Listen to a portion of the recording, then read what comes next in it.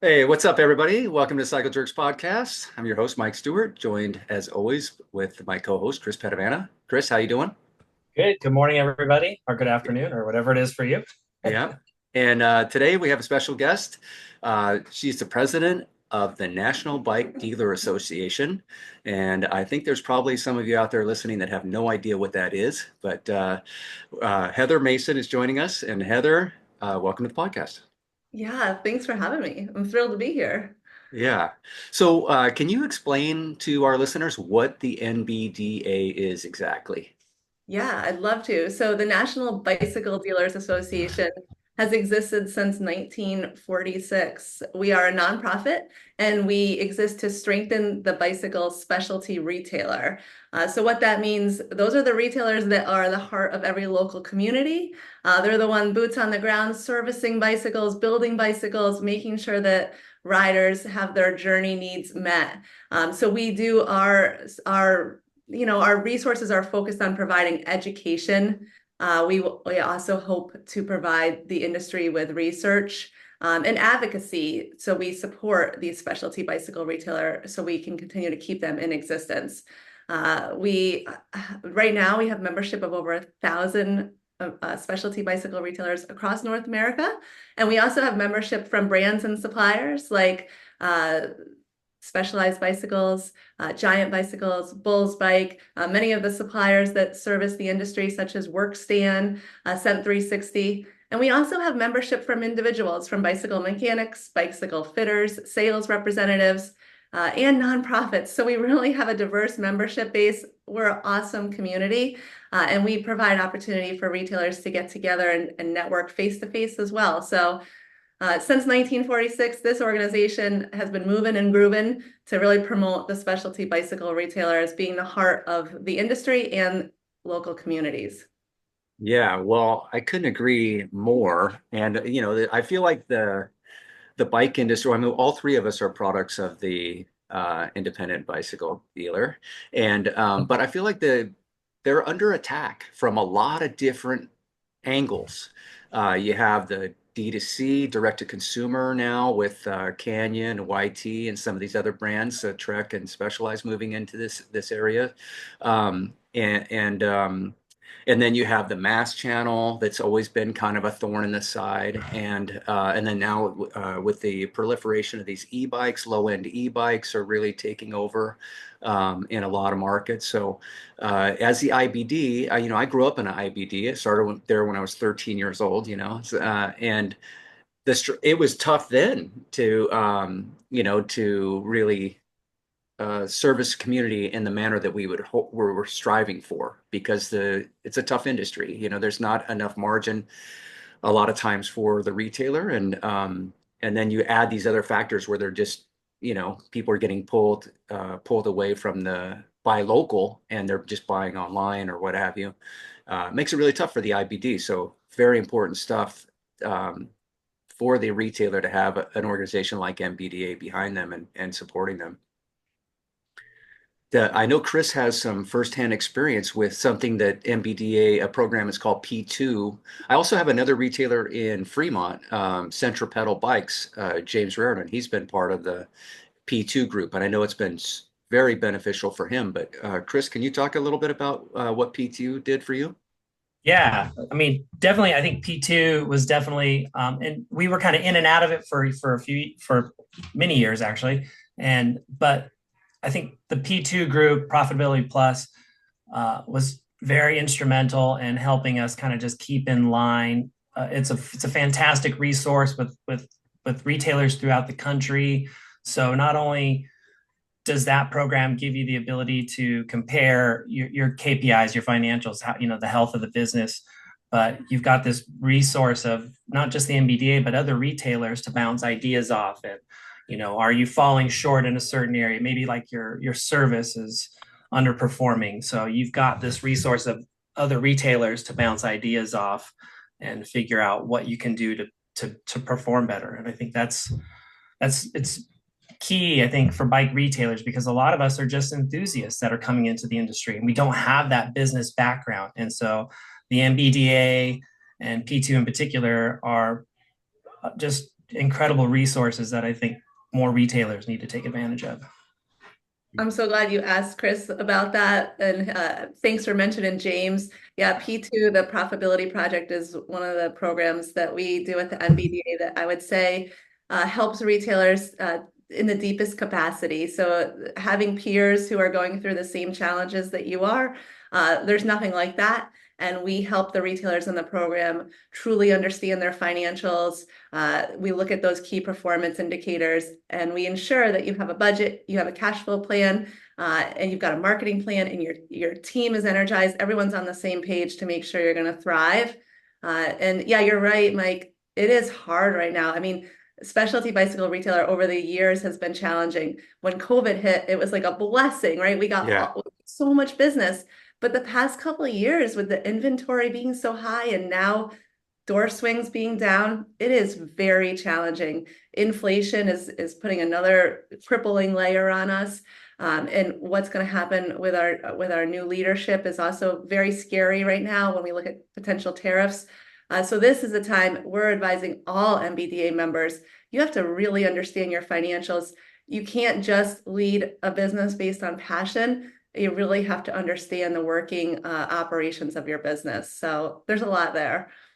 Yeah. Totally.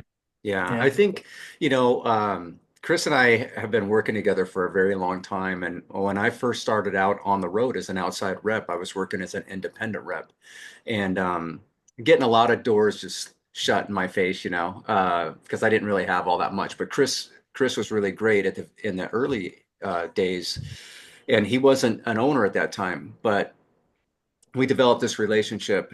And over the years, I saw Chris kind of transition from an enthusiast. He always had a good head on his shoulders, but he was an enthusiast first and then a businessman kind of second. And then, over the years, he was able to really become one of the best bicycle retailers in my territory. And it was really that back end, understanding your P&L, the balance sheets, and how to get them, managing people and everything. It was like an evolution that I got to witness firsthand. So it was really cool. And I know that I'd like to think that, Giant, we had some dealer service. Do you remember the biking solution? Yep. Okay, so we had the biking solution back then. I know Chris was active in that, and then, but then also later on with the P2 group, that really helped him. And I think as much as anything, I mean, having the organization behind you, but also the networking with the other retailers, actually at the P2 events, but then beyond the P2 events too, because I know that there's a thread that they just continue to communicate, and it's just incredibly beneficial. Yeah, I think whatever industry you're in, you should be in a group surrounded by a group of peers. I mean, when you have a group of peers that you're held accountable to, that you're going to show up to your monthly meeting and you want to make sure that your sales numbers and your gross margin hit the goals you projected, or else your group is going to call you out on it. I mean, that's a lot. So, Yeah, Chris, I yeah, mean, you know. Yeah, no, it was, yeah, there's definitely that pressure. I mean, but it's a good pressure, right? I mean, you need yeah, that kind of incentive to motivate you to do more. And, and to your point, like the friendships you develop in that group or a peer group like that, I still have friends that I talk to today, even though I'm not in the business at that level, so it's a great, if you're a bike, if you're a bike retailer and you're listening to this, definitely look into the NBDA and that P2. It's definitely invaluable. yeah, Yeah, there's been people part of that group since 2012. I mean, and we're, it's going on 2025 now. These friendships have like the test of time. I mean, it's truly a transformational journey. And I said to someone the other day, there's a lot of retailers, and I hate to say this out loud, but that are having to close their doors right now or deciding to exit the industry for some reason. But I hmm have 100 retailers in the P2 program, and not one of them is closing their doors. They are all doing extremely well. I mean, it's challenging and they're working extra hard, but yeah, they're running profitable businesses. So I'm really proud of that. yeah, yeah. Awesome. Well, I know the community strength and is a big part of their success. And I remember, we had, at Giant we do this Giant Retail Academy, and some of the most productive times are when we do like these roundtable sessions where it's just a bunch of retailers sitting at tables, and then a question will be posed to the group, and then just listening to all the different retailers take on a particular position. You know, it's just really beneficial. Not everybody looks at things the same way, and you can get these insights. I know Chris benefited from. There was a retailer up in Portland. He had a little flat tire program that Chris adopted, and it was like a real profit center for his store. And you know, retailers are very creative individually, and then when you can get them together as a group, everyone wins in that scenario. Mike, that sense of community is something that since I became president in 2021 of the NBDA that I've been working really hard to foster.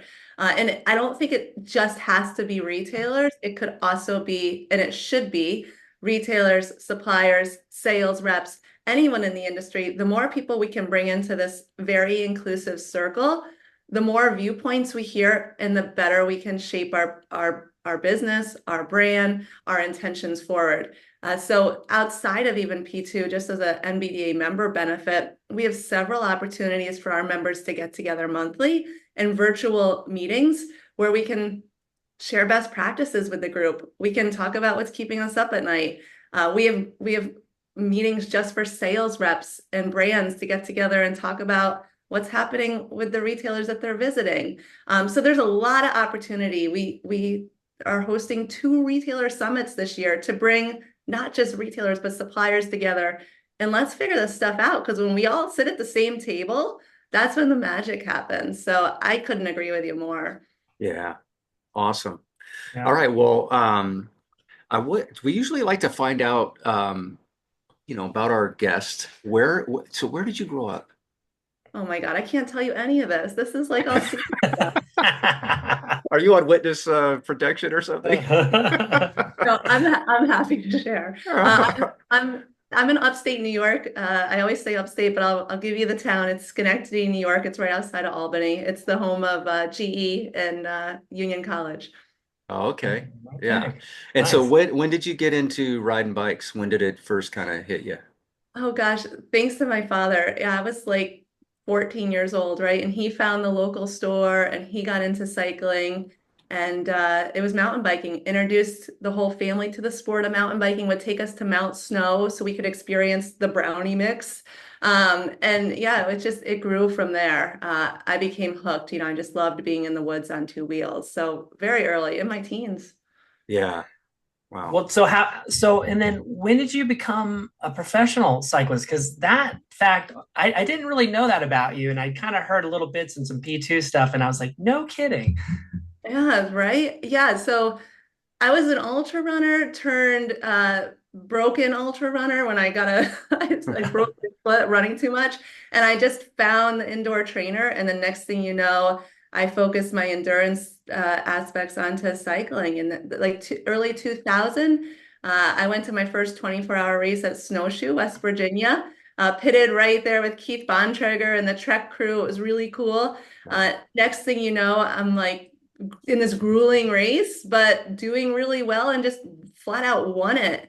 And got a call from like Trek after that. And then I got a call from Specialized the next thing you know. So I raced professionally from like 2000 to, I don't know, like 2005. And I still race to this day, but not to the level that I was back then. Yeah. Was it mostly ultra? Like you said, you come out of ultra running. Yeah, Was that the focus, like 24-hour events and that type of thing? I have all those slow twitch fibers. I got them all. Yeah, so I was ranked 9th in the world for 24-hour mountain bike racing and focused on the long distance stuff. Wow. Awesome. That's great. Yeah. Did you ever do any road riding? I mean, gravel wasn't really a thing back then, but did you ever do any road? Yeah, I tried like a couple local races and I was like, all right, I'm gonna do great. It's different. It's so like Yeah. yeah, nope. I could not answer the stand up and sprint call. I didn't have it. Yeah. Well, that's cool. I mean, the ultra events they're mind-boggling. We've had a lot of different racers on, and one of my favorite interviews was with Carl Decker, and we Mm, were talking about this specifically about how the events just seem to get longer and harder, longer and harder. That's the order of the day. And he's like, man, get me back to these 25-mile mountain bike races. That's a fun race where you need to be really fast. He says some of these other races where you go long, it just gets into how long can you go, And so yeah, I don't know. I'm kind of in between, although this year I did sign up for Unbound XL. So we'll see how that goes. I love pushing the limits. I think just like in retail or maybe in anything we do, for me, the trick was have a plan and follow the plan and try to be patient, which I'm not very good at. But if you have a plan and you follow the plan, it's pretty easy to make the wonderful stuff happen. So that's what Yeah, I'm all about. Yeah. awesome. Well, okay, so you're a bike racer, and then at some point you get pulled into the bike industry. How did that happen? Yeah, I mean, when you're racing, right, you just need to make some ends meet so you can so Yeah. you can pay the bills and keep going. I went to work at that awesome store that my dad found as a spin instructor. And then next thing you know, I became manager of the store. It was one location at that point. Several years later, so 10 plus years later, we would have four locations.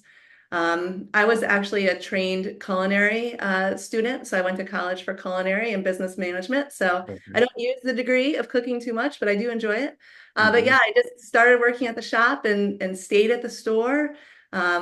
One store became four and very successful. I started a race team, a community team in my area, put on several races, and really grew a community around the store and the sport in my hometown.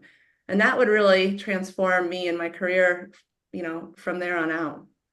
Yeah. It's kind of similar to Chris's story, other than the four locations. Yeah, Yeah. no thanks. Right. Yeah. Yeah. Yeah. Talk about headaches. Holy smokes. Yeah. But well, that's cool. Now beyond bicycle retailer, you also worked within the industry. Can you talk about how you left, when you left the bike shop, where'd you go from there? Yeah, I hadn't left the bike shop at the time. I was just fully engrossed in my community. And one of the gentlemen, I sold a bike to a Belgian, great guy. And he unfortunately got hit by a car. He was on a Specialized and he Oh, wanted to replace that bike. And he was a fan of Eddy Merckx. So he called over to Eddy Merckx, Belgium, and he said, I want to buy a Merckx bike in the US, but there's no place to get one. And this was back when Jita had stopped distributing Mercs back in the day. okay. And they're like, well, we're looking to start up a US company. Do you know anyone we should talk to? Anyone who could help us? And next thing you know, I've got a call from Eddy Merckx. Like, it was Oh, like, well, wow. Wow. so then someone came here from New York City, Peter Von Ham, who would end up being the person who hired me to help set up Eddy Merckx Cycles USA.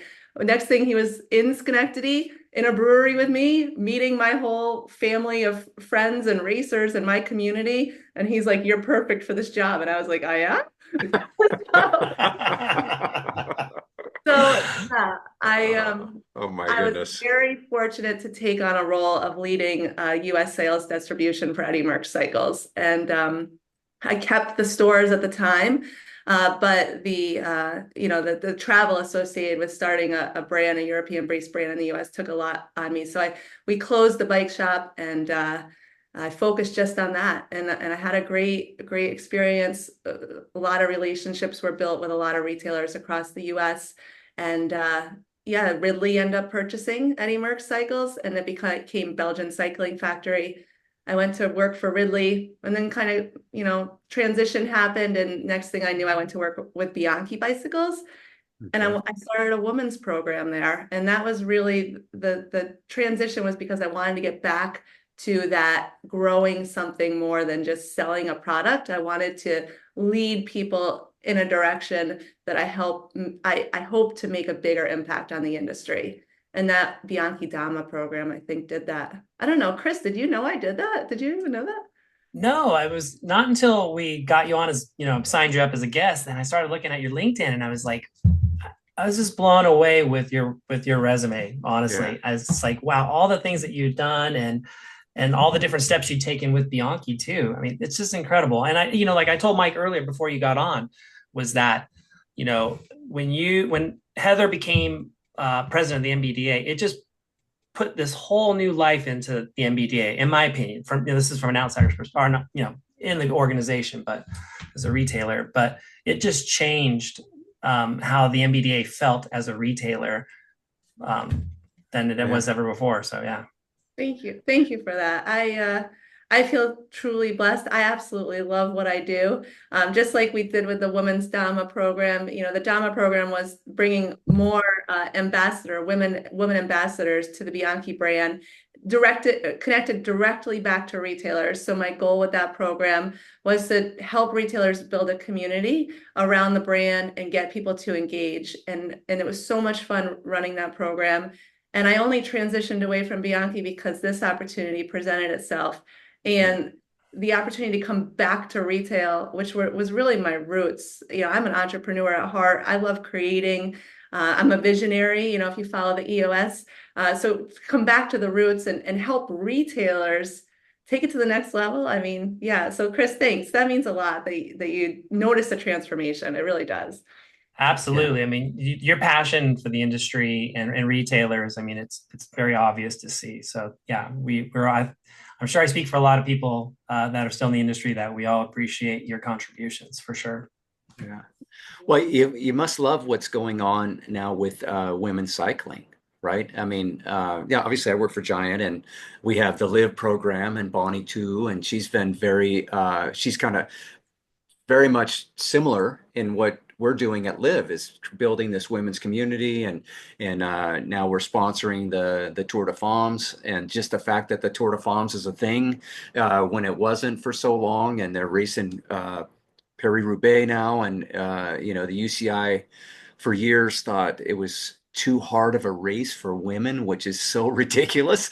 But it's just so cool to see women's professional cycling and just women in the sport in general. There's just so many more women participating now. It's awesome.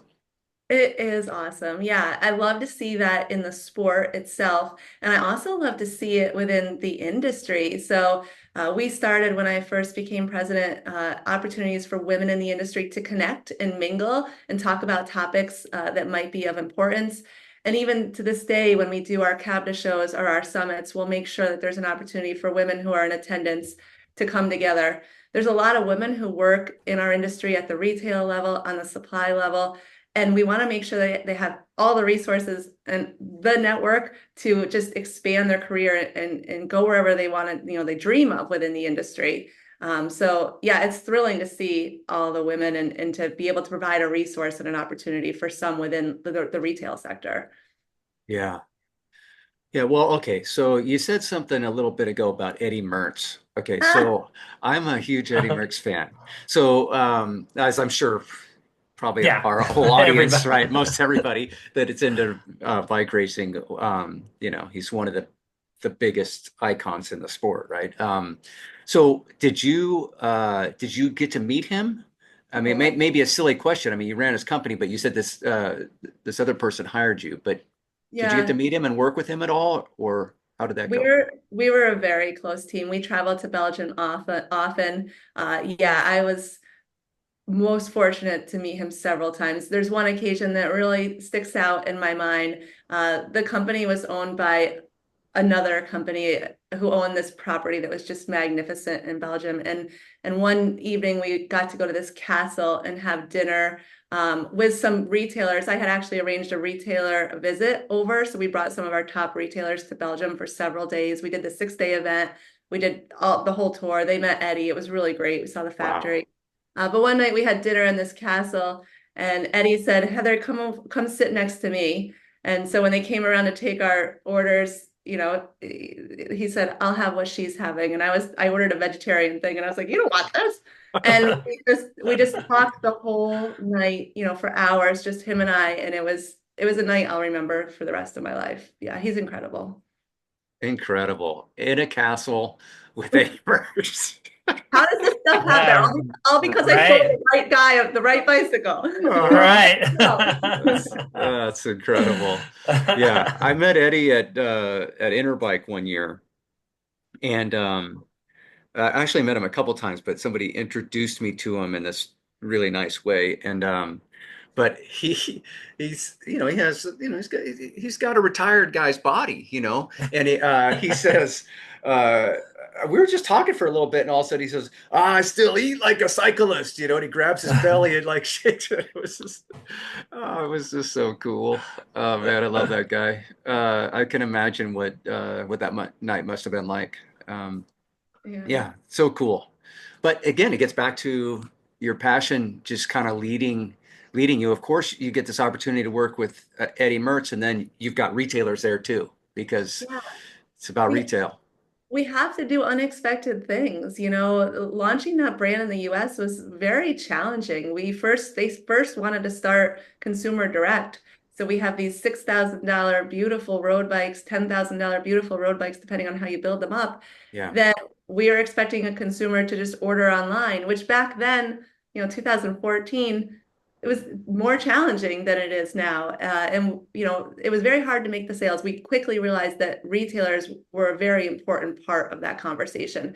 Not only so riders could see the bikes, feel the bikes, be fit to the bike, but have a service solution. And so as we went to these retailers to build up these relationships, it was important to me that, at the core of that, we were very honest and we were very unique with what we were offering. So I organized a trip to Belgium. I was like, you know what? If you're going to commit to us as a brand, I want to commit to you and show you something that just totally, I want you to know the story so you can communicate that to your customers, why this bike is something unique. And what a better way to do that than to bring the retailers right to Belgium with me. Uh, yeah, we did it. Yeah, it was really cool. yeah. I know. I definitely miss those perks from the industry. I mean, yeah, like with Giant, I've been to Taiwan, Yeah, France, Bianchi to Italy, Santa Cruz to Switzerland. That's like those kind of perks of the industry. They're nice. right. They're not all retailers get those though. You got to be Only this, yeah, you gotta you be got to be special. yeah, really good at what you're doing, and being part of the P2 project be a great way to do that. Improve your Yeah. retail presence. Yeah. So let's talk about these events you have coming up. Oh yeah, let's do that. All right. So the retailer summit events are happening again. So yeah, part of this visionary track I've been on, it's all about bringing people together. And when we got past COVID and we were able, it looked like it was going to be, an option for us to come back united. It became really important for me to figure out how we were going to do that face to face, how we were going to make that happen. The Hmm. first year we did a virtual gala, which we did a Zoom hosted event. We had like 100, 200 people there. It was awesome, but it wasn't the same. Right. So in 2023, we decided to host a retailer summit in Bentonville, Arkansas. So Bentonville, Arkansas is the place, it's the Hmm. mecca of mountain biking. And we had about 70 people year one. So this is retailers and suppliers uniting for 2 days of meeting. And then we did a tour of the Northwest Arkansas Community College Bicycle Education Mechanics Training Center. And we also partnered with the Bentonville Bike Fest. So we could do our summit event and then riders and retailers and suppliers could go right to the Bike Fest. It was awesome. It was fantastic. We did it again last year. We had 150 people in attendance. Oh, nice. It was, Wow. yeah. And the feedback, we give these surveys. What'd you think? Was it worth your time? Will you come again? I mean, they were all 10 stars. Like it was all positive. So it really a feel great moment.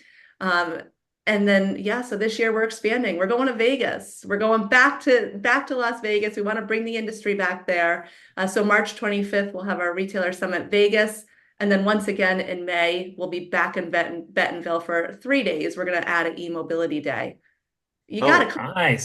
to the place yeah. to be, guys. Yeah. Maybe we'll do a Cycle Jerks remote from Bentonville. That would be awesome. That would be nice. Fun. Yes. Wow. So I have not been to Bentonville yet. I hear it's pretty amazing. Somebody described it's almost a little bit like Disneyland for bikes because there's things that you see and you're not sure, is that real? Or is that somebody make that? Kind of like you do at Disneyland when you're, in line holding onto that wood, is this a real piece of wood or is this something The, manufactured? Yeah. the piped in sweaty biker smell or whatever. Yeah. Yeah. It's really it's a great experience to look at what they've done with the community there, how they've connected the residential areas to the downtown with their bike paths, with their network infrastructure, trail infrastructure. I think it's something that we should look at and see how we can adapt in our own communities. Yeah. I'm an enduro girl. I'm an elevation girl. I love big climbs and long descents. It's not quite that, but there's Yeah. miles and miles of training Mhm. with some techie stuff. I mean, Chris, have you been? No, I haven't, and Oh it's man, something I've been wanting to do. So maybe that's something we can look into. Yeah. we're gonna have to. Yeah, we're gonna have to bring you to the show and we'll do a live. Yeah, it's pretty cool. Yeah, Bentonville Yes, is a place people should visit. There's lots of trails. And the Bentonville Bike Fest is a great consumer retailer slash brand vendor show. So they get thousands of people. Last year, unfortunately, there was a tornado that came through. I saw Um, that. Yeah. yeah. But bigger and better this year, just keep moving forward. Right. nice. Yeah. Yeah, man. Yeah, we have a guy who does our giant store build outs, Craig Wolschlager. He's a pro racer guy, but he lives in Bentonville. Oh, And nice. like we were doing a build out like it's like 12 years ago or something, and he's just like, "Oh man, you got to come to Bentonville." And I'm like, "What?" Yeah, I live in California. I'm not going to Arkansas to ride my mountain bike. Are you crazy? And he's like, no, you don't understand. We have this crazy trail network. And so that was 12 years ago or maybe more. But, now I know it's been built out. But I've heard like where it's just really cool. You can leave from town, go do a big loop, come back, and you end up riding back. The loop ends up taking you right back into town. Yeah. So to your point, like a lot of our communities could probably take a page out of that book for It's sure. super accessible. And a lot of the industry, People for Bikes has offices there. There's a specialized store. There's a lot, the industry is really getting around Bentonville as well. Yeah, no Nice. doubt. So, Yeah. okay, so at these events, what are they basically are there breakouts or is it just kind of a Yeah. more of a presentation given to the Yes. entire group? How does it work? So each event is structured a little bit differently. So if we start with Summit West, which is happening in Las Vegas, it's the day before the CABDA shows, so March 25th this year. It's a full day where we really give retailers, for the most part, the spotlight. So it's a large room with a stage at the front of the room. They'll take the stage in the morning, giving some icebreakers to opening up the show. And then we turn it over to 8 different retailers who, for 20 minutes each, will stand up on stage and share things that they're doing in their business that have made a huge impact. So we have Woody Smith from Bike Mart, who will be sharing information about his service center and how he's really, made impacts and changes in his service center to drive revenue. Other retailers that you'll hear of is Jenny Moore from Moore's Bike Shop in Hattiesburg, Mississippi, and she'll be talking about that used bike category, how important that is, and how retailers can look at that and see if that's something that they want to implement in their own store. Hmm. David Conti from Conti's Bicycle, Oh yeah. he'll be talking about opportunities to create margin in your store. So that's the first half of the day. Then we'll break for lunch, let people move around. And then the second half of the day, the 8 speakers are actually going to be in certain areas of the room. And all the attendees are going to be split up into smaller groups. And you'll go through breakouts with the speakers to get some more detail and ask questions. So my goal and hope is that everyone who attends will leave with a notebook full of ideas that they can bring back to their business. I also wanted to make it super special because I don't sleep ever. I'm a go, go, go person. So we have a super long agenda. So it's a full day. It starts at 8 in the morning. It goes till 9 at night. We have a breakout section just for recumbents. So we've brought in retailers who deal in recumbents, who have experienced the transformative growth of offering recumbents to their customers. They'll come and share the stage about what's happening and working for them. We have recumbent suppliers. And then at the end of the night, starting at 7 at night, we'll have a Canadian breakout. So we have so many Canadian retailers. We have a whole Canadian P2 group. So we thought best to bring an opportunity together for our Canadian retailers and suppliers to meet in Vegas as well.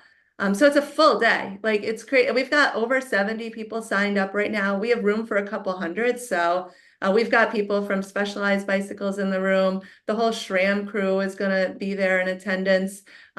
Several of our almost all of our P2 members are coming. So Brad Hill, who used to be in the industry back in the day, Brad Hill with the big red suspenders, right? He'll be in there talking about just the importance of being there. So it's going to be great. Yeah. Wow. Sounds like it. Can you tell him? Can you tell him? Yeah. Well, even just you talking about that, it's those are the kind of things that would always excite me about events like that, and not just an NBDA event, but just if it was like a giant, like a retail partner event, where you get to hear, other successful stories for retailers, and maybe you grab something from it. But I just think more importantly, you feel so inspired at these events, to go back to your business. And I know it's hard for a retailer to sometimes put the value on leaving your business because you feel like you have to be there every day, but it is so worth it to go to these events. And I know Mike and I have talked about going to the one in Vegas. So now I'm excited. I also think it's important for brands to hear what retailers are saying, because that can help them better, make better programs or better position their products. So, and what a great opportunity, Chris, if you were still, in a store, owning a store, if you had never met, Scott King from SRAM or Dan Jennings from SRAM, you can meet them face to face. That's or Bob Marjovikas from Specialized. I mean, those are all big things, right? My name is Chris. It's awesome.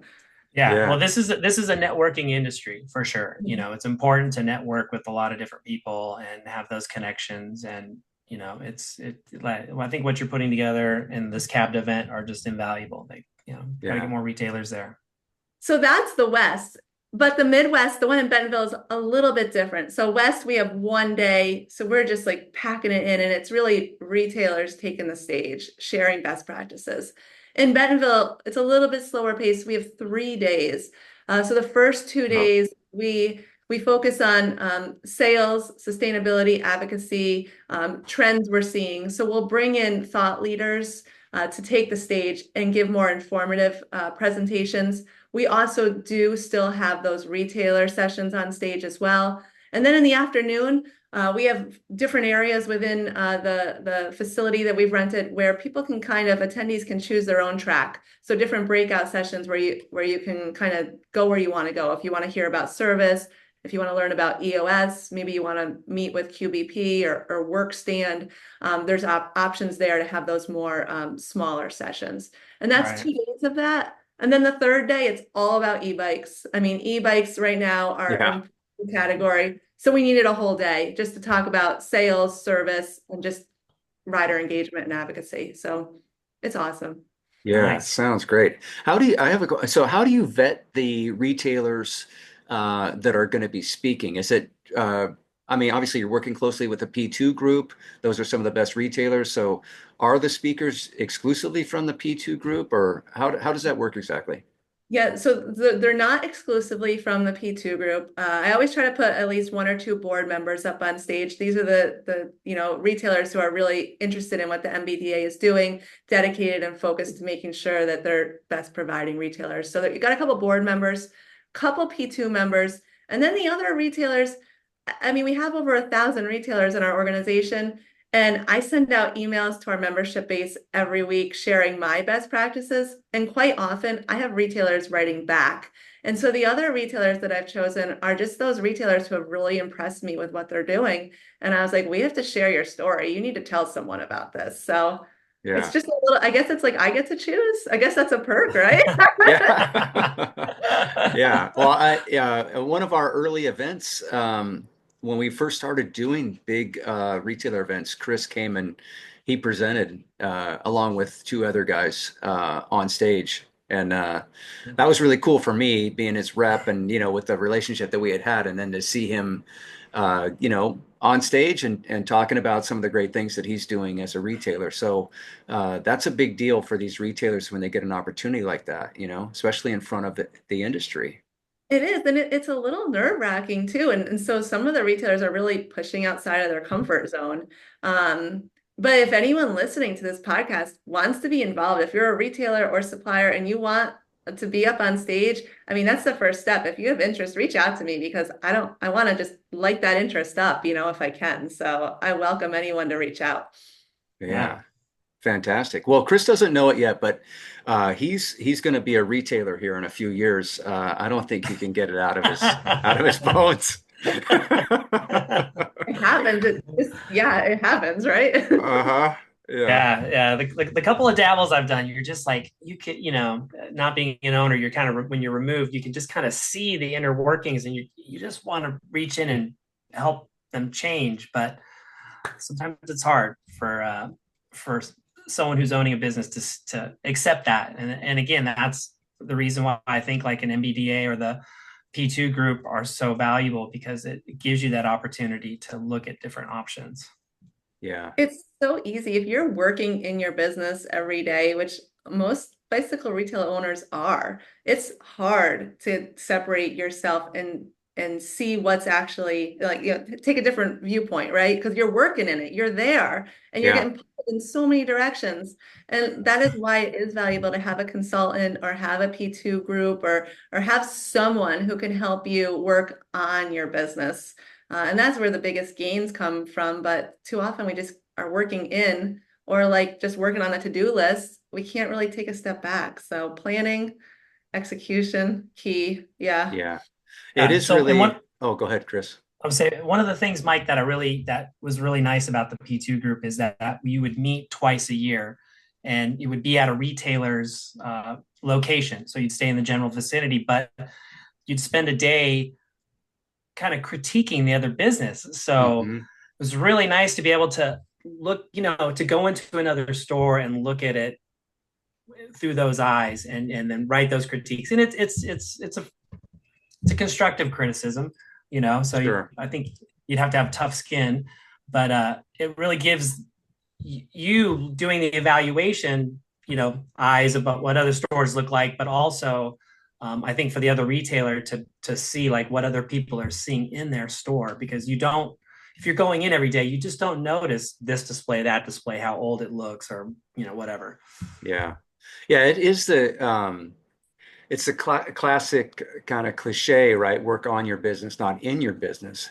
But and in my role as an outside sales rep for all these years, it's so hard. Somebody gets in the business mode, and I can just see it. It's like, man, you just need to get out of here and get some peers and start, looking at how can you really work on your business without getting that repair done by 5 o'clock, or whatever. Have somebody else do that repair. But it's hard because the retailer, there's a couple things at play. I think that the retailer kind of gravitates to what's comfortable, like this is on the agenda. This got to get done. I can just go do that and I accomplish something for this moment or the day or what have you. Whereas working on your business is a much bigger project and does require real change. And change is uncomfortable for a lot of people. Even if you are struggling, there's a level of comfort to whatever it is you're doing in that day. That's why the day is the way that it is. And a lot of times. But I think we all need someone to talk to too. Like mhm. so much that's going on in everyone's head at every moment, right? And you might have a great idea. Like Chris, you might, if you were still owning a store, be like, I should really change the service packages. And this is what I think I should do. But until you can talk that through with someone else who can understand what you're talking about, so not your staff, it has to be someone else, but someone who can Right. understand, you might not have like the affirmation that you have a great idea until you talk it through. So we need people to talk, about things with, to give us kind of that like nod of approval. Like, yep, go ahead, Chris. Sounds like a good plan. Yeah. Yeah, but I think the retailer has to be open to it too, and I feel Yes. like that is sometimes hard to do to get the retailer to be open. Like I was Hmm. talking to Mike earlier, I was trying to help another retailer and throwing out some ideas, and his one of his responses was, "Well, I have a manager, and he's managed all these stores that were very successful." And my response was, "Well, a manager has different eye set, different vision than an owner. So, try to talk to more business owners because you're going to have a different perspective than a manager who, gets to go home and sleep at night." Yep. Yeah, we have a P2 group that's actually called our P2 Plus, and it's for shops that have multiple locations and are doing over 6 million in annual sales. And we only want the owners of the businesses to join that group because we want to make sure that they're going to be able to understand the challenges that each one is facing and then actually implement those. So you really talking to another owner, there's huge benefit from that. Yeah.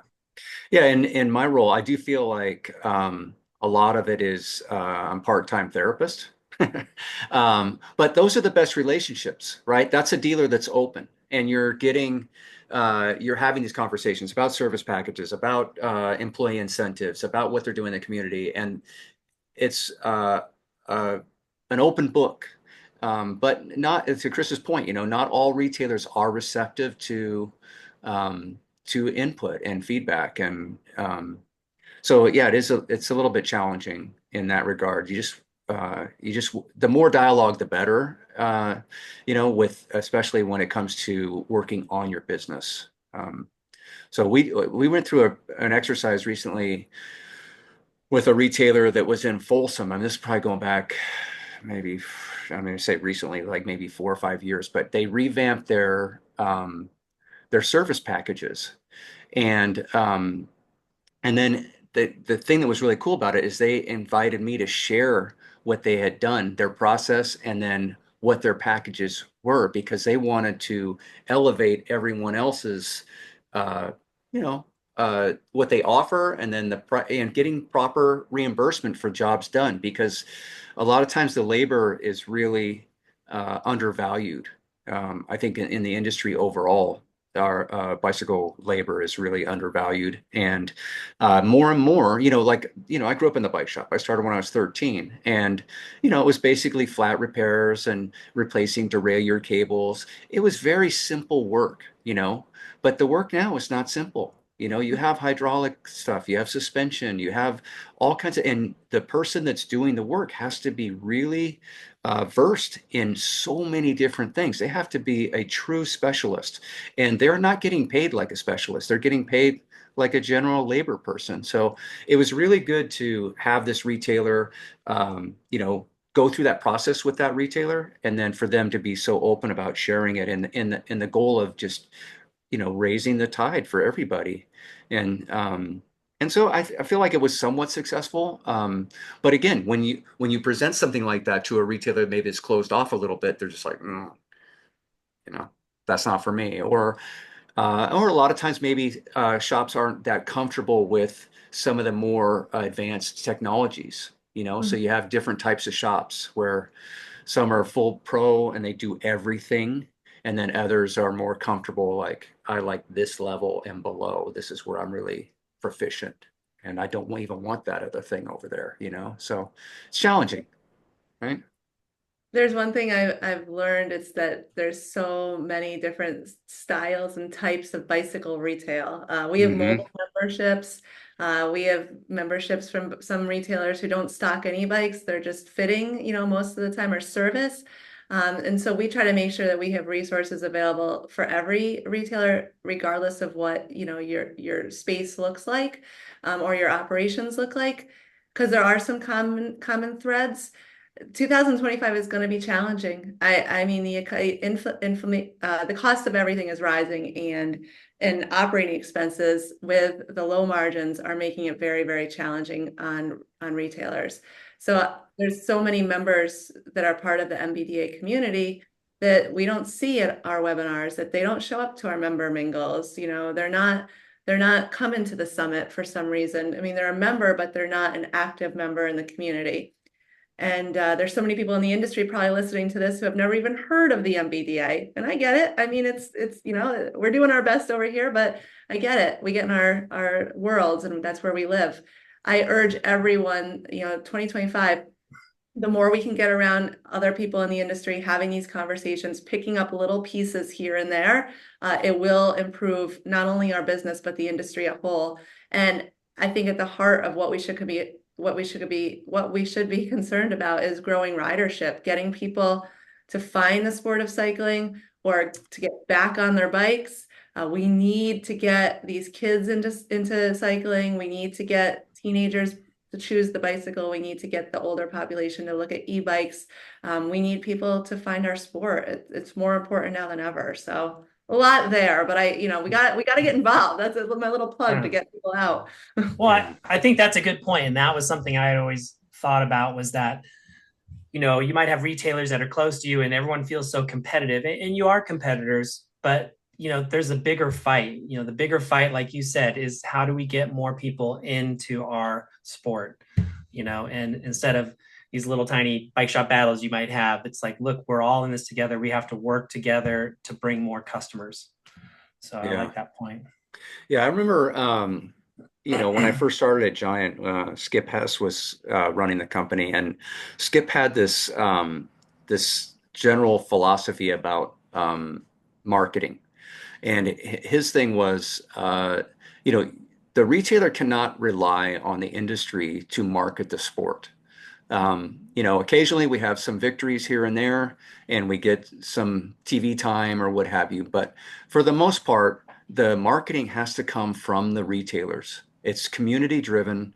It's being active in all things bicycle in your community. That's how you make cycling relevant. A TV ad is not going to make cycling relevant in your hometown, for the most part. And, we are seeing now on the Tour de France, I know some of the coverage, you do see some spots from companies that are inspirational cycling spots, and that's really cool to see. But yeah, it does really revolve on the retailer. And so does the NBDA have any programs? I know like at Giant we have Sprockets. So that's like where shops can get certified and then they can go into their community and do these Sprockets clinics. Does NBDA have anything like that? Yeah, I'm really glad you asked, Mike. I'm just lobbing them right in there for you. We've had this buy where you ride campaign that we started years ago. It was part of the NBDA before I came on board, but we hadn't done too much with it for the past couple of years. We did some promotions with it where if a retailer was going to host a community event, we gave them some money towards their event, and we also connected them with brand partners who were willing to help support the event with swag or other opportunities. And that was great for the past couple of years. We helped a lot of retailers and we put on a lot of events. But for 2025, we realized we have to do more. We've been asking retailers, just like you said, promote your store, connect with your community, get out, put on races, host group rides. But let's be honest, I mean, I don't know about you guys, but I have like no time at the end of the day. Like, I just feel like we keep asking people to do stuff and it's like, put this one on your list. It's like there's not enough time. So at the NBDA, we are starting for 2025 a consumer-facing side of the Buy Where You Ride campaign, where we have a bunch of riders' email addresses that we've collected over the years through our RE program, our Retailers of Excellence Award, where we have a People's Choice component. We're going to ask retailers to give us their shop list if they want. And the NBDA will do a drip campaign, marketing campaign out to riders, stressing the importance of the local specialty retailer, talking about how riding brings you joy and health benefits. So everything we can do to promote cycling, number one. Number two, shopping with your local bicycle retailer. And these will be coming right from the NBDA. So we're going to take it off the retailers. So not that they shouldn't do it, they still should do it, but we hope that we can help as well. And then we'll have special incentives for riders to interact with the NBDA, little spiffs or perks, if you would, just things to keep them connected to their local retailer through our organization. So I hope it has a big impact. It's one thing that I thought we could do. Yeah. Oh, it sounds great. Yeah, completely. I know when Chris was running Eden, he was involved in a lot of cycling specific stuff, but he also, he did some stuff around Christmas time that was pretty fun. Oh yeah, we did our kids fair. Yeah, Yeah, we did a nice kids fair. Have the kids come down, test ride bikes on a course, and then so it gave them a chance to, obviously to have people shop, but just kind of made more awareness at the store. yeah. That Yeah, so I mean, a lot of times you can participate in events where you're there maybe with a bicycle, but it's not a bicycle specific event. In Livermore, we're a big brewery town. There's a lot of brew pubs and brewing in general. And so there's a couple of different events.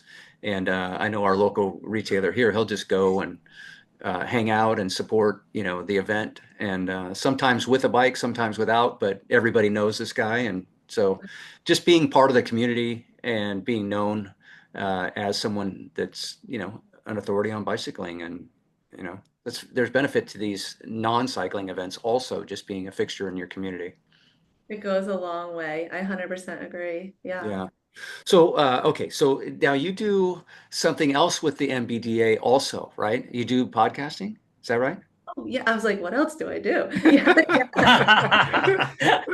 Yeah, that's why you have no time at the end of the day. Yeah, we have a podcast called Bicycle Retail Radio. We do 2 episodes a week. It's really fun. We bring on retailers, the suppliers, vendors. I don't know, kind of anyone who comes across my desk that I'm like, oh, you'd be pretty cool to bring on. So, Sure. Yeah. Nice, So when nice. did that start? oh gosh, it was already in existence prior to me, and I think it started around 18 or 19, but don't quote me. So, but I've been doing it since 2021, and yeah, it's a lot of work too. Like you guys get it, right? This Yeah, is hard work. it's a lot of work. Yes, it is. Well, you On want to make top, sure you bring value to the listeners, right? Like you gotta yeah, make Right. it. Sorry, Chris. no, that's fine. I just thinking about how busy you are, and then you've got this podcast going too. It's so incredible. Right. Yeah. Prepping is one thing, but once we're done with the conversation is the easy part. It's all Mhm. the other things, that go along with it. And so we certainly could be better on that side of things, just in terms of promoting this, more. But again, it's like I have a full-time job, and yeah, so that takes priority. And but we have I feel so fortunate to be able to do this because we've had people like yourself on, and it's I get so much out of it. It's such a great education. We've had bike racers on, we've had product development people on, we've had cycling influencers, we've had race promoters, just every walk of life within the industry. And it's just been such a great education, and so fun to share these stories with everybody. And and Right. the audience seems to enjoy it. We have listeners all around the world. Kind of Yeah, I crazy. think you guys are awesome. And listen, I know that you hear, I hope you hear the feedback that you help so many sales reps, mobile retailers, people that are in their car every day driving, they're listening to you and they're getting inspiration. So when they stop at the next store, they can go into the store and they feel energized and part of something bigger. So gosh, Yeah. what you guys do is awesome. Well, thank you so much. Yeah, thank you. Yeah. Yeah, I was just talking to one of my he used to work at a shop, but now he has a mobile service. And I didn't even realize he was listening. And then he's like, "Oh man, I've been listening. I just when I'm in my car driving to, I listen to the cycle jerks all the time." It's like, "Oh, it's so cool." So, yeah, you just don't understand. It started off with just a conversation and having fun, and then it's just kind of grown, but I we thought could you do guys more. were gonna, I thought you guys were gonna be like jerks or something though, but you're not. You're That is a topic of Oh discussion. my gosh, The yes. name, the name. Yeah. So when we started this thing, it was a buddy of mine, and he's a rock and roll guy. And so he had this whole punk energy that he was, and he was the audio video guy. And so I just kind of let him run with the name of it and everything. I don't know. It is it's ironic. We've thought about changing it to where it had a tagline, so it's like Cycle Jerks Podcast. It's ironic because we're actually nice, yeah. maybe something like that. But I don't know. We haven't really stumbled on the right thing yet. But we are talking about logos and branding, and I don't know. We'll see. We'll see what happens, you know. I love it. Well, I'm glad I got the nice side of you guys. Right. Yeah, I haven't. I think this is like 178 episodes. I've never really seen the jerk side of the podcast so far, at least not knowingly. You know, maybe sometimes, but yeah, it's a lot of joking and camaraderie. But So I know I had Brian Shirk is a Oh, yeah. retailer out in Lodi, and I know Yeah. he was on the podcast, and he was telling me all about it. He was very excited and honored to be on the podcast with you. Yeah. He's So how did awesome. the how do you pick these?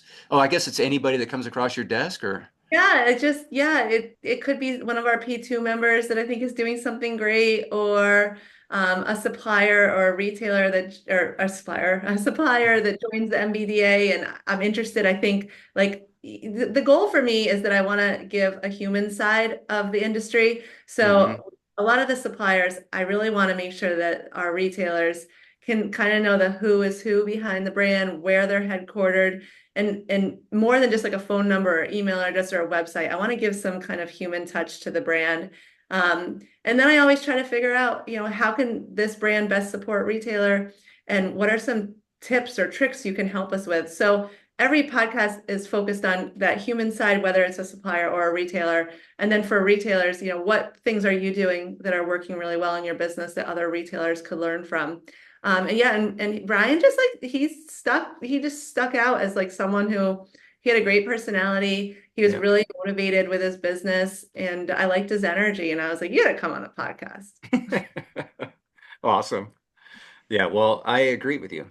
He does have good energy, and he's got a good yeah. approach, and yeah, he's a good guy for sure.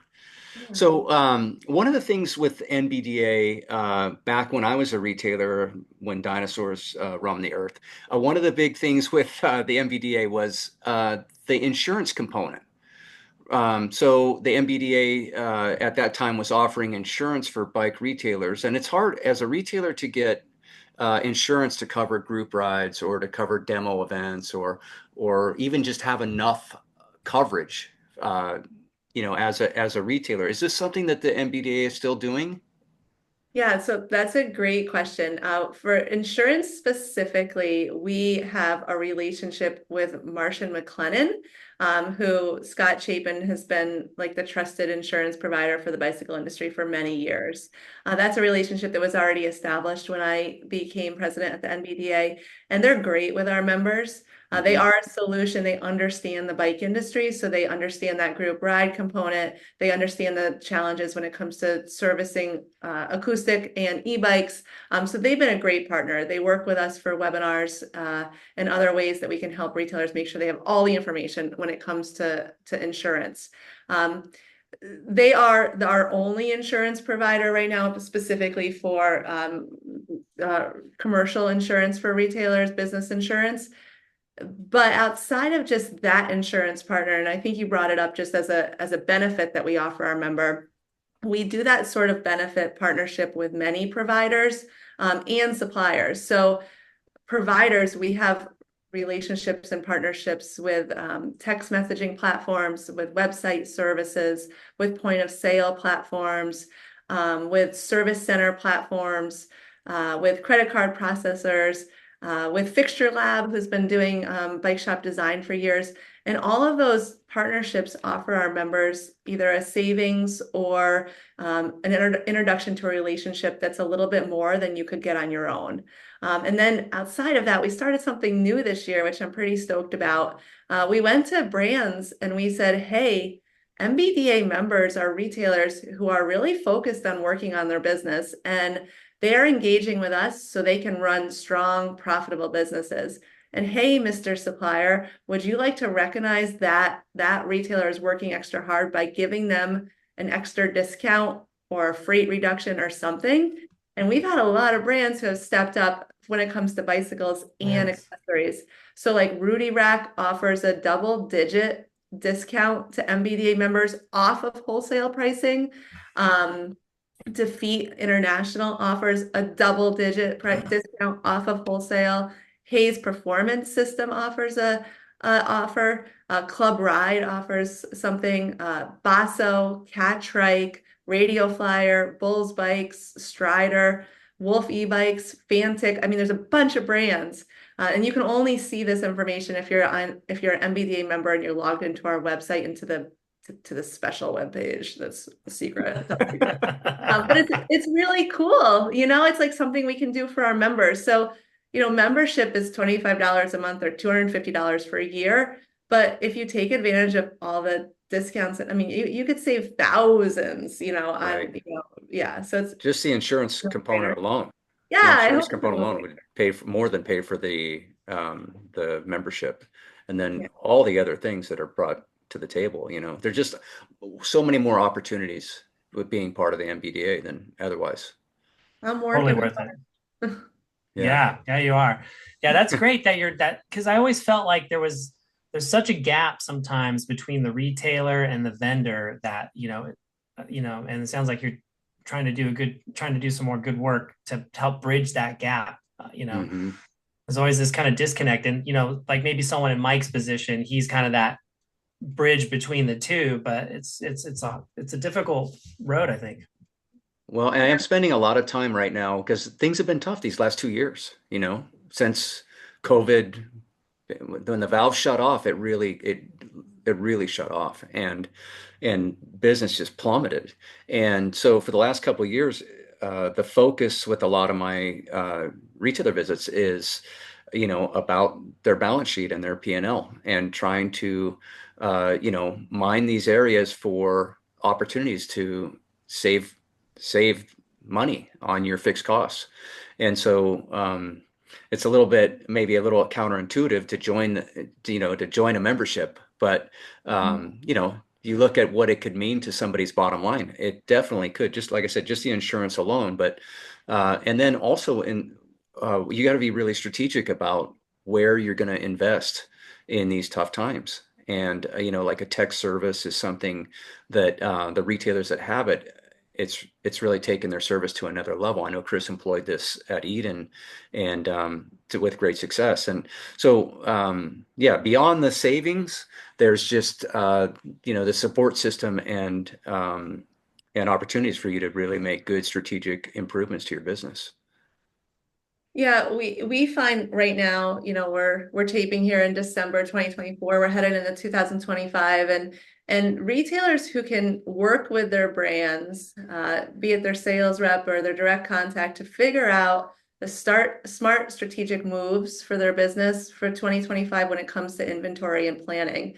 So it's not, retailers aren't in a position to take big preseason orders, most of them at this point, but Yep. they are trying to figure out best moves for their inventory moving forward. And it might mean reduction of SKUs on the floor, carrying certain models that they think they can turn over quickly.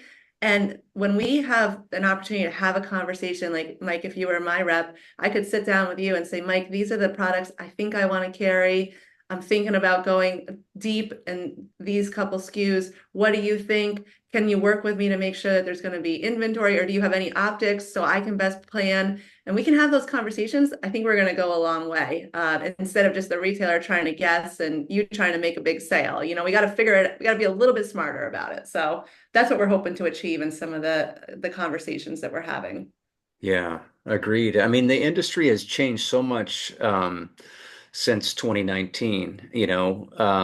We did during COVID, we and the other companies I know did not ask for enrollment orders. We were just, it was full throttle supply. It was all about acquisition, and so there really wasn't enrollments during that period. And then you have post-COVID, things are really challenging on the supply side, and so this is really our first year, 2025, trying to get stabilized and get a work in the traditional manner of trying to get the retailer's best guess on what they're going to do, what categories do they care about, and how do they see that shaping up for their floor.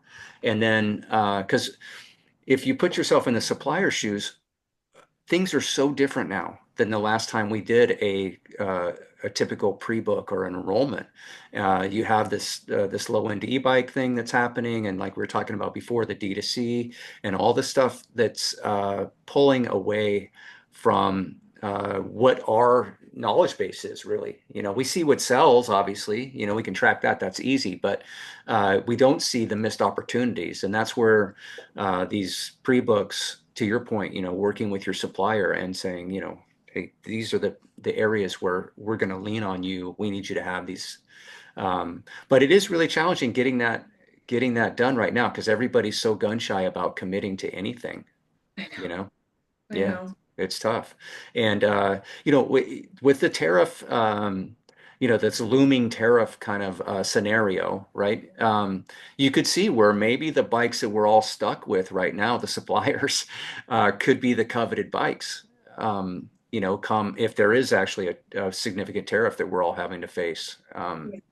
So yeah, it's an interesting time, and it's really hard to figure out what to do as a supplier. You want to support your retail base, but without getting that input and knowing, what the retailer believes are the strong categories, it's really challenging to, you know, nail it. It's always hard Mhm. to nail it as a supplier, but even more so with all the variables that are now in place. Very challenging.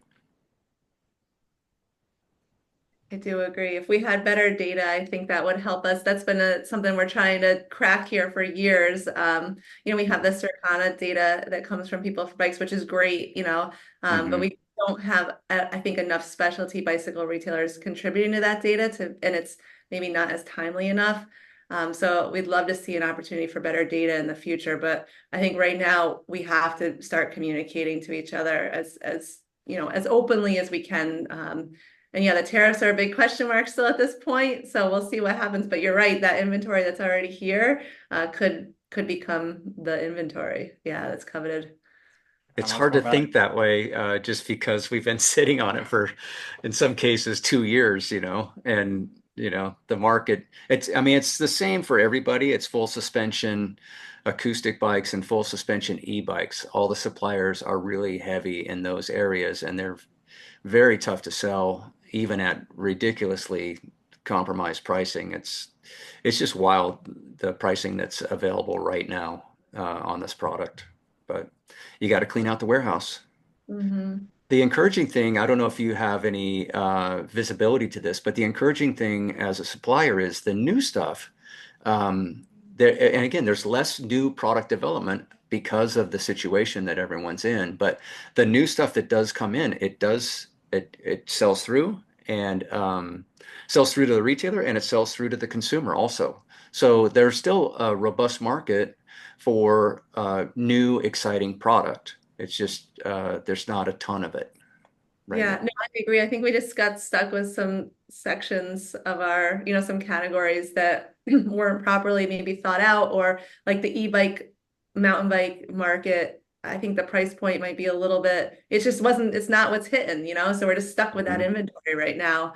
Yep. Um, what we just launched, the NBDA, we launched a consumer survey. So we surveyed 1,000 US consumers about their preferences, what they intend to buy, how much they intend to spend, how often they intend to have their bike service, what their thoughts are about bike fit, how much they want to pay, all these great questions, accessories, parts, what brands they're familiar with, what brand they ride now. And that report we're going to launch early 2025. So hopefully that'll give retailers and the industry a better idea of where consumers are headed as far as their purchase thoughts and patterns for next year. So that'll come out soon. So hopefully that'll be great. Yeah. Yeah. Fantastic. That it's invaluable information that could really Yeah. help drive the industry and the retailers in their direction. So. Yep. Yep. Well, Heather, I want to thank you so much for joining us, and it's been really fun learning your story. It's very inspiring, from bike racing to running a 4-store chain, and then Eddy Merckx, oh my gosh, in a castle having dinner, and then and then everything you're doing with the NBDA. I know as someone who grew up in an IBD, I certainly really appreciate the IBD network, and you supporting the NBDA supporting the IBDs. It's just so important. And if you're listening to this, please shop local. Yeah. Visit your local bike shop, support them. They do good work. They're the ones you can find information on the internet, but you get real knowledge from your independent retailer, real local knowledge. They can help you with the fun trail, the local trail is, or the latest and greatest. So please support the local specialty retailer. So important. Yeah. Yeah. And Yeah. Thanks. go Yeah, ahead. thanks, Heather, for coming on. It's been really nice to kind of talk to you. And then, so if for any of the retailers that are out there listening to the show, any plugs we can send for the NBDA, or how to attend the CABDA event in Vegas? Yeah, I got all the stuff I want to say. So first, thank you Yes. both. You guys are awesome. This was really, really enjoyable. Thank you. Second, I just appreciate the whole bicycle industry. I absolutely love what I do. I think I was born for this. And it is an absolute pleasure of mine to run the National Bicycle Dealers Association. If anyone wants to get involved, if you want to become a member, if you want to come to the summit shows, please, please, please, we'd love to have you part of our community. The website is nbda.com. My personal email, send me a note that you even listen to this podcast. I would love to hear from you. It's really simple. It's heather@nbda.com. And I'll get you all the right places. Shoot me a note. Just say hi. I'd love to hear from people. It gives me energy to keep going, Yeah. Thank you, Good. guys. Yeah. Well, it I will doesn't sound definitely like you plug you. need extra energy. You're not sleeping. You're full gas all the time. The plate's full. That's the way we like it. So, all right. Well, with that, we're going to wrap it up. Thank you again so much, Heather. And thanks everybody out there for listening. We'll see All you right. next time. Thanks.